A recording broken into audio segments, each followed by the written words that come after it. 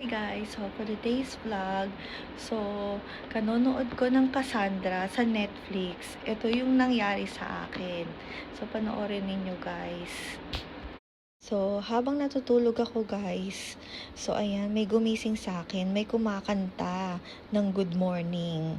So ayan, pagtingin ko, si Cassandra pala yung kumakanta. And then, nung manonood naman ako ng TV, at pagbukas ko ng TV, ayan, si Cassandra na naman yung nakita ko sa TV. And then, nung pumunta naman ako sa dining area namin, ayan, si Cassandra pa rin. And then, nung kakain naman ako, dahil rice is life, ayan, si Cassandra na naman yung nandoon. And then, nung maliligo naman ako, kasi magre-ready na ako sa work, so ayan, syempre, si Cassandra pa rin yung nandoon. So, buong bahay namin, nandoon si Cassandra, maski sa bedroom namin. So, ayan, tingnan nyo naman, 'di ba? Nauna pa siya sa bed namin. At nang pumunta naman ako sa tatami room, nandun din siya, syempre si Cassandra. Diba guys?